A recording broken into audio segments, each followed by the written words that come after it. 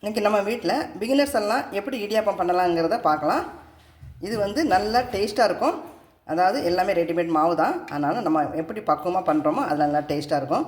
இது கொஞ்சம் வித்தியாசமாக நீங்கள் இப்படி வாழை இலையில் வச்சு பண்ணிங்கன்னா நல்ல ஒரு வாசனையோடு இருக்கும். இது வந்து எல்லா பிள்ளைகளுக்கும் பெரியாருக்கும் எல்லாருமே நம்ம விரும்பி சாப்பிட்லாம். அதாவது வாழை இலையில் பண்ணும்போது கொஞ்சம் ஸ்பெஷலாக நல்லாவே இருக்கும். இப்போ இதை எப்படி பண்ணலான்னு பார்க்கலாம்.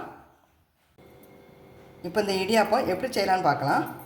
மாவில் வந்து உங்களுக்கு தேவையான மாவு எடுத்துக்கோங்க. நான் வந்து இது வறுத்த மாவு எடுத்திருக்கேன். வறுத்த மாவு எடுத்தால் தான் நல்லா ஈஸியாக இருக்கும். அதில் கொஞ்சமாக உப்பு சேர்த்துக்கோங்க. அதுக்கு தேவையான உப்பு. அதில் 1 ஸ்பூன் அளவுக்கு எண்ணெய் சேர்த்துக்கோங்க. எண்ணெய் சேர்த்தா அந்த நம்ம பண்ண இடியாப்பம் வந்து ஆறுனாலும் அது வாடாமல் இருக்கும். அதனால் கொஞ்சமாக 1 ஸ்பூன் அளவுக்கு எண்ணெய் சேர்த்துக்கோங்க. இப்போ இதில் வந்து நம்ம சூடான தண்ணி சேர்க்க போகிறோம். எப்போவும் சூடான வறுத்த மாவுனாலும் சூடான தண்ணி சேர்த்துக்கோங்க.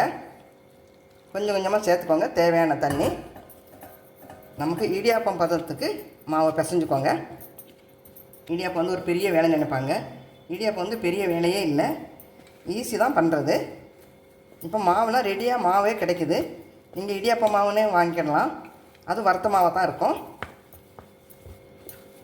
இப்படி நல்லா இடியாப்பம் பதத்துக்கு குழச்சிக்கோங்க. அதாவது நம்ம குழலில் போட்டால் அது கரெக்டாக நமக்கு புளியறதுக்கு சரியாக இருக்கணும். ஈஸியாக புளிய முடியாக இருக்கணும். அதே நேரத்தில் ரொம்பவும் நீங்கள் நிமித்தியாக மீச தண்ணி கூடுதலாக வச்சுட்டிங்கன்னா அது ஒட்டும், ஒன்றோட ஒன்று ஒட்டும். அதனால் நம்ம எந்த அளவுக்கு நம்ம புளிய முடியுமோ அந்த அளவுக்கு மாவை கட்டியாக வச்சுக்கோங்க. மூடி போட்டு வச்சிடலாம். இதை ஆறட்டும். அதுக்குள்ளே நம்ம தேங்காய் திருவி கொண்டு வருவோம். இதுக்கு தேவையான தேங்காய் பூ எடுத்துக்கிடலாம். அதில் கொஞ்சம் ஒரு 1/2 ஸ்பூன் ஏலக்காய் தூள் சேர்த்துக்கோங்க. சேர்த்து மிக்ஸ் பண்ணி விட்டுக்கலாம். இடியாப்பத்துக்கு ஏலக்காய் தூள் கொஞ்சம் போட்டிங்கன்னா நல்லா சூப்பராக வாசனை இருக்கும். தேங்காய் கூட சேரும்போது அவ்வளோ நல்லாயிருக்கும். இது இருக்கட்டும் ஒரு பக்கம். இப்போ வெல்லம் எடுத்துக்கிடலாம். தேவையான நாட்டு சர்க்கரை எடுத்துருக்கேன் நான். இப்போ மாவு நமக்கு குழலில் நிறைக்கலாம். இப்போ மாவு 5 நிமிஷம் ஆறிடுச்சு. இப்போ எப்படி இருக்குன்னு பார்க்கலாம். நம்ம இந்த அளவுக்கு இருக்குது மாவு. நம்ம ஈரக்கையை நம்ம தொட்டோம்னா கையில் ஒட்டக்கூடாது. இந்த அளவுக்கு மாவு பிசைஞ்சுக்கோங்க. இப்போ நம்ம இடியாப்ப குழலில் நிறச்சிடலாம். இது உங்களுக்கு வேணால் இன்னொரு தடவை வேணால் நீங்கள் பிசைஞ்சு விட்டுக்கோங்க. முதல்ல நல்லா நம்ம குழைக்கலைன்னா இன்னொரு தடவை குழச்சி விட்டுக்கிடலாம். இதில் அதாவது சின்ன கண்ணுள்ள இடியாப்ப சீல் போட்டுக்கோங்க.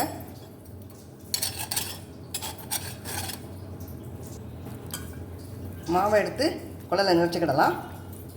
பிகினர்ஸ் எல்லாம் நமக்கு பண்ணணும்னு நினைப்பாங்க. வீட்டில் நல்லா ஃப்ரெஷ்ஷாக பண்ணலாமே இடியாப்பம் அப்படி முடியலன்னு நினைப்பாங்க. இது அவங்களுக்கு ரொம்ப ஈஸியாக பண்ணக்கூடியது. அதுதான் அது உங்களுக்கு எப்படி அவங்க பண்ணலாங்கிறது நான் இவ்வளோ தெளிவாக சொல்ல காரணம் அதுதான். ஏன்னா இடியாப்பம் எல்லோரும் நம்ம பண்ணுவோம் வீட்டில். பிகினர்ஸ் தான் கொஞ்சம் அவங்களுக்கு தெரியாமல் இருக்கலாம். இப்படி நல்லா ஃபுல்லாக நிறச்சிக்கோங்க.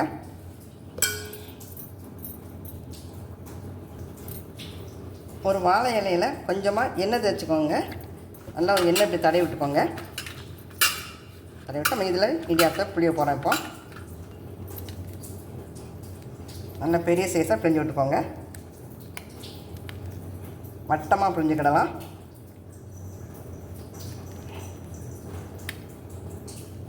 அந்த இலை எவ்வளோக்கு நமக்கு பிழிய முடியுமோ அந்த அளவுக்கு பெருசாக பிழிஞ்சுக்கோங்க. இப்போ மாவு வந்து பிழிஞ்சாச்சு. இதில் நம்ம மிக்ஸ் பண்ணி வச்சுருக்க ஏலக்காய் தேங்காய் இதை நம்ம மேலே போட்டுக்கிடலாம். கூட கொஞ்சமே தேங்காய் வச்சுக்கோங்க. நல்லா டேஸ்ட்டாக இருக்கும். அது கூட நாட்டு சர்க்கரை வச்சுட்டு இப்போ இந்த இடியாப்பத்தை நம்ம இப்படி லேசாக உருட்டி விட போகிறோம். இப்படி லேசாக உருட்டிங்கன்னா நல்லா உருட்டு வரும். இந்த பக்கம் இப்படி உருட்டி விட்டுக்கோங்க. இப்போ பாருங்கள் எப்படி ஷேப்பில் வந்திருக்கு இடியாப்பம். இதை அப்படியே உருட்டி வச்சுக்கோங்க. இப்படி உருட்டி வச்சதை ஒரு தட்டில் தனியாக எடுத்து வச்சுக்கோங்க. அதே போல் அடுத்த இலையிலையும் அதே போல் லேசாக எண்ணெய் தடவிக்கலாம்.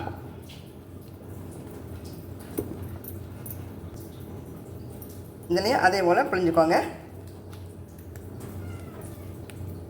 நம்ம நீங்கள் மேலே புளியாமல் இப்படி நல்லா இப்படி ஓரமாக பிழிஞ்சால் தான் அது ஊற்றும்போது சரியாக இருக்கும். அப்படி எந்த அளவுக்கு பெருசாக உங்களுக்கு வேணுமோ அந்த அளவுக்கு பிழிஞ்சுக்கோங்க. இதே போல் தேங்காய் பூ, நாட்டு சர்க்கரை,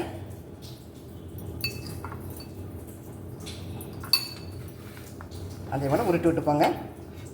இப்படி உருட்டினா அப்படி நல்லா உருளும். அது எப்படி உருண்டு வந்திருக்கு பாருங்கள். இந்த பக்கமாக அப்படியே உருட்டி விட்டுக்கோங்க. இப்போ நல்லா உருட்டின இடியாப்பம் ஆயிடுச்சு. அதை அப்படியே வாழை இலையில் உருட்டி வச்சுக்கோங்க.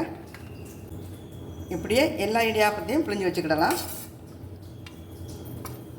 தேங்காய், நாட்டு சர்க்கரை,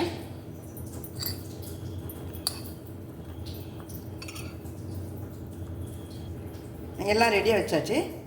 இப்போ ஒரு இட்லி பாத்திரத்தை அடுப்பில் வைக்கலாம். கேஸ் ஆன் பண்ணிக்கலாம்.